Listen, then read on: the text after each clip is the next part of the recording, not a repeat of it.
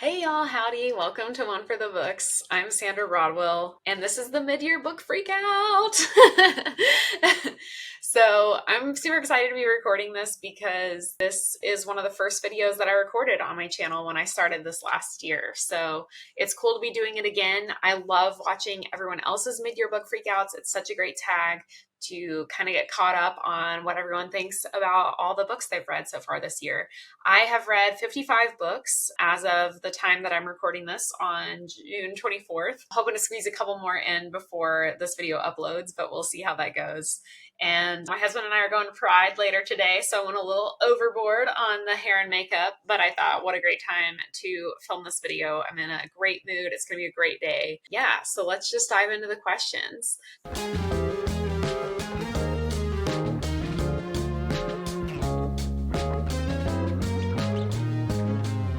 Number one is, what is the best book you've read so far this year? And the one that comes to mind immediately is Ring Shout by P. Djeli Clark.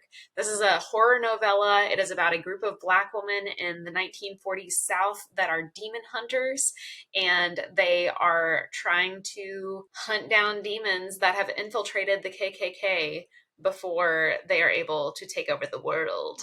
It's so good. I just was delighted the entire time I was reading it. I was having a great time. It was horrific. It was gruesome. It was badass. I loved it. Number two is the best sequel you've read so far this year. And so I'm considering sequel to mean any book that's after the first book in a series. And the only sequel that I've given 5 stars this year is Jade Legacy by Fonda Lee. This was a big surprise for me because the first 2 books in the series, Jade City and Jade War, I gave around a 4-star rating and thought they were good, but I felt like maybe the series had been a little overhyped to me. And then I read Jade Legacy and it all clicked. And Jade Legacy absolutely had me by the throat the entire read. It was so much better somehow than the previous 2 books. I felt so much more connected to the characters, and I just absolutely loved it. By the end, I was like really stoked on the idea of coming back to reread the whole series in the future, because I think I'll like the first and second books more now that I know where it's all going in the end. So I just really have to commend Fonda Lee on Jade Legacy. It was such a good sequel. Number 3 is a new release you haven't read yet but want to, and this is all of them.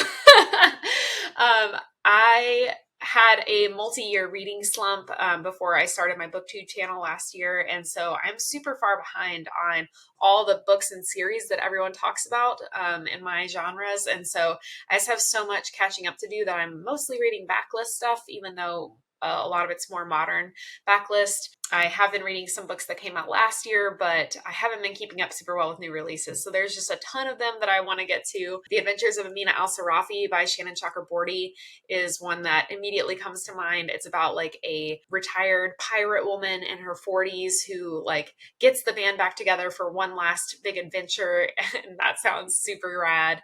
Lone Women by Victor Laval, and Trust of the Emerald Sea by Brandon Sanderson, and Chain Gang All-Stars is one that looks so intriguing to me, and I've heard like absolutely no one talking about it on BookTube, but I'm like, why is no one reading this book? It's about like the American prison system, but like the women's prisons have like women gladiator rings or something. That sounds amazing. I don't know why more people haven't been talking about this book, but I can't wait to read it because, yeah, that sounds incredible. Yeah, so I mean, I could just go on and on. There's so many new releases that have come out this year that sound awesome, and I haven't read hardly any of them. Okay, number 4 is most anticipated release for the second half of the year. Again, I'm not really keeping up with new releases, but I do know that Bookshops and Bone Dust by Travis Baldree, which is the prequel to Legends and Lattes, is coming out later this year. And Legends and Lattes was one of my favorite reads from last year. It was a super delightful, cozy story about an orc that opens a coffee shop, and I loved it. So I'll definitely get my hands on Bookshops and Bone Dust at some point. Number 5 is my biggest disappointment, and this is, without a doubt, Black Leopard Red Wolf by Marlon James. I kind of hated this book. I thought it was going to be super cool because it's based on like African mythology, and the premise sounded really neat, and you know, it was like really highly reviewed by the New York Times, and all these different like literary accolades and stuff. And it was just horrible. It was just a super deeply uncomfortable and unsettling read. Every type of sexual assault that you could imagine was in it. And I pushed through all the way to the end because I had heard that the payoff was going to be worth it. And it definitely wasn't. It was just 600 pages of, uncomfortable slog. And I don't get it. I would never recommend this book to anyone.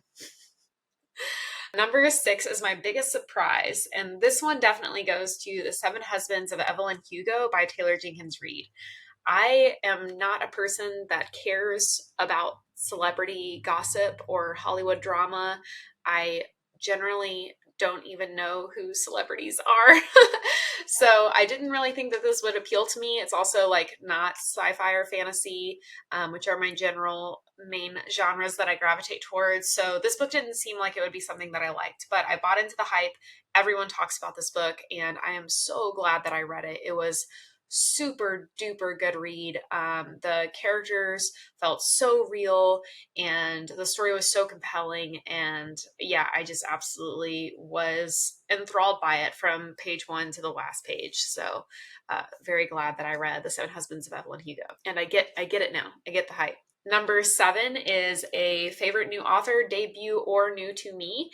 And back to the previous question, I'm going to go with Taylor Jenkins Reid, because since I liked The Seven Husbands of Evelyn Hugo so much, I went ahead and read Daisy Jones and the Six, which really had not been on my radar. I know now it's a show, but I read it before the show came out, and I didn't realize that was going to happen. So I haven't watched the show yet, but the book was, again, another 5-star. So 2 5-star reads from an author that I had never read from before. I mean, that's got to be a new favorite author, right? Yeah, I thought Daisy Jones and the Six was great. And not quite as good, I don't think, as The Seven Husbands of Evelyn Hugo, but still 5 stars. So that says a lot. Number 8 is a newest fictional crush, and I don't really get fictional crushes. I don't really read those types of books, or at least I haven't so far this year. So I don't have an answer for that one, and that's kind of a shame. Number 9 is my newest favorite character, and once again, going back to Taylor Jenkins Reid, I'm going to say it's Camilla from Daisy Jones and the Six.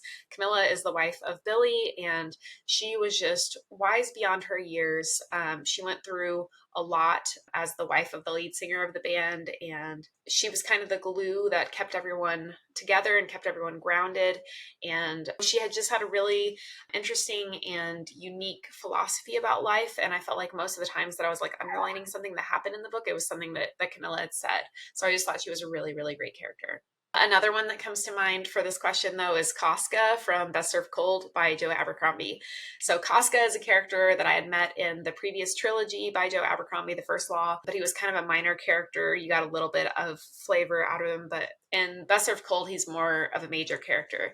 And so you really got to know him better. And it's so funny to like include a Joe Abercrombie character as like a favorite character, because Joe Abercrombie writes grimdark, and so all of his characters are like morally gray, but Casca is this like washed up mercenary. He's an alcoholic, but he's just hilarious and like really self-centered, but in a really amusing sort of way. And you kind of never really know like what he's going to do. And I love that about him. So I hope to see Casca again in future Joe Abercrombie books. Number 10 is a book that made me cry. And I actually have several answers for this, which is a little surprising to me because I don't normally think of myself as a super emotional reader, but I have definitely read some emotional books this year. So I have 3 different categories of cry. I have absolutely uncontrollably sobbing.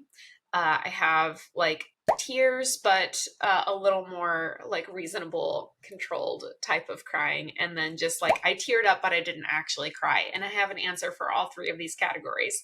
So for the first one, uncontrollably weeping, that's going to be Jade Legacy by Fonda Lee. I was a wreck at the end of this book. And once again, I was so surprised by that, but I was an absolute mess. It was like one of those situations where I was like, I was glad my husband wasn't home because yeah, I was just ugly crying so hard. That book had me by the throat.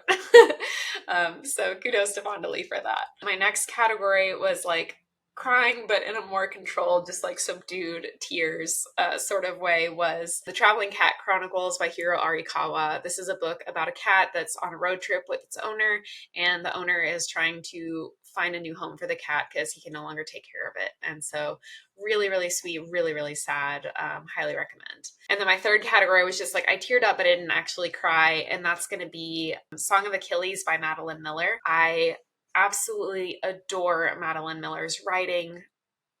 Oh, this book was so, so good. And Circe by Madeline Miller was one of my favorite reads of 2022.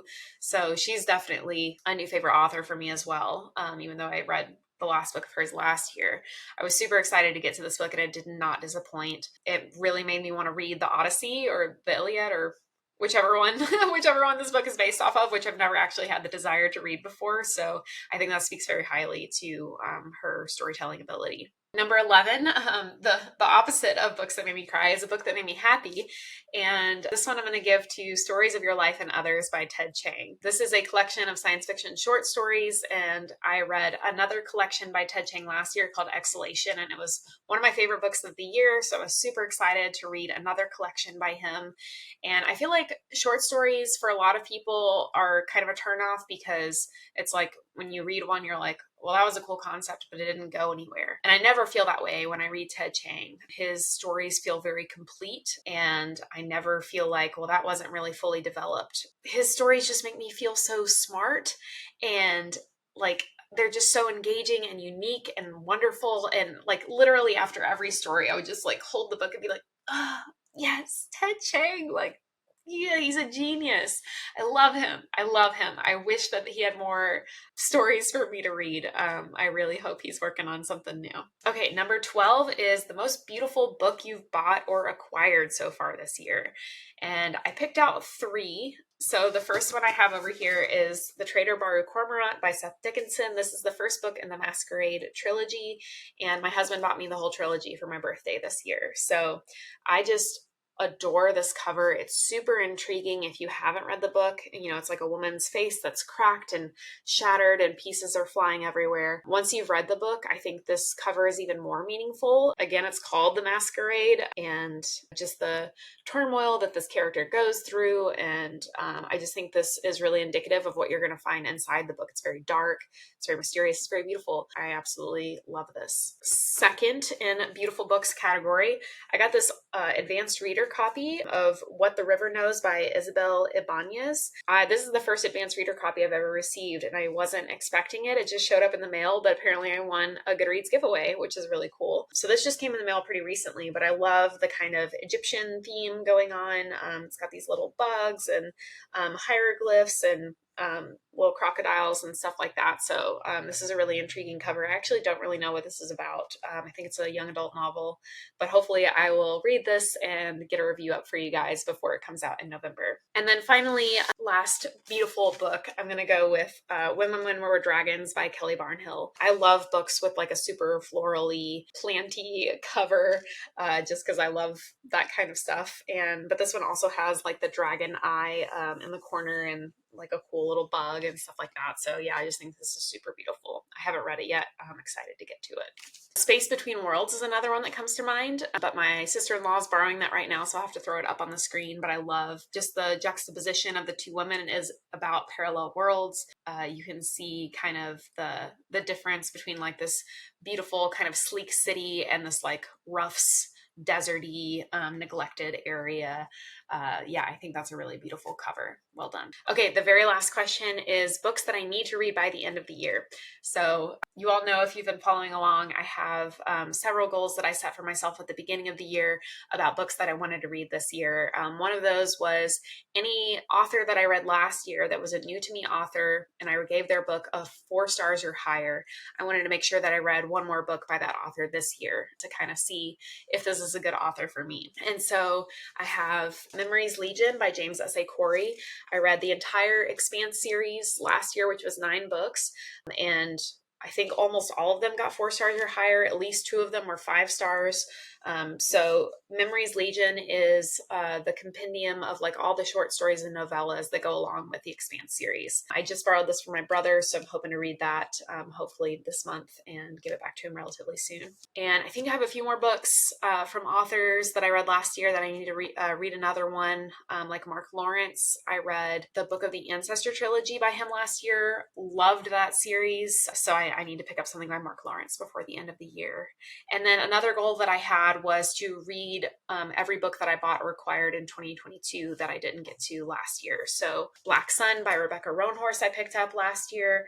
It's a fantasy book, I think, based on Native American mythology. So I'm actually saving this for November, which is Native American Heritage Month. But I'm super excited to read this. And I think I have a couple more books between those two goals. I think I have a total of like 5 or 6 books that I need to read before the end of the year. So that's definitely doable.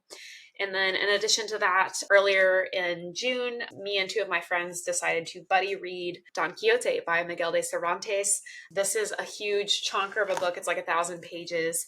And based on the pace that my friends have decided to read this, I think it will take us probably the rest of the year to finish it, but I am hoping to finish it before the end of the year. I've only read 95 pages so far, but it's been really hilarious and easy to read. So I'm super excited that we're all reading this together. The rest of the books that I need to read are just things like, I don't like to leave series hanging. So if I have any series that I've started this year, I want to make sure that I also finish them or catch up on them before the end of the year, because if I leave too long of a gap between books in a series, then I start to forget the important details that might really make or break my enjoyment of the next books in the series. So I'm sure I will start more series before the end of the year. I have a couple series that I'm in the middle of right now, so I just want to make sure I get all those wrapped up before the end of the year. And that was the last question. So that is the 2023 mid-year book freakout. Thanks so much for hanging out with me a little bit today and finding out about some of my favorite and least favorite books of the year so far. I am super stoked for the second half of the year because, as some of you may or may not know, I am by the time you see this video, I will be unemployed intentionally. I quit my job on June 30th, and so I'm planning to be unemployed for the rest of the year. My husband and I are taking a road trip across the United States in our van, so I'm going to have a lot more road trip content, a lot more van life content, a lot more reading content, because I'm going to have a ton more time to read. So yeah, I'm super excited for all of that. If you guys want to find out how all of that goes and get way more bookish content than I've been putting out the first half of the year, please like and subscribe, and I'll see you in the next video.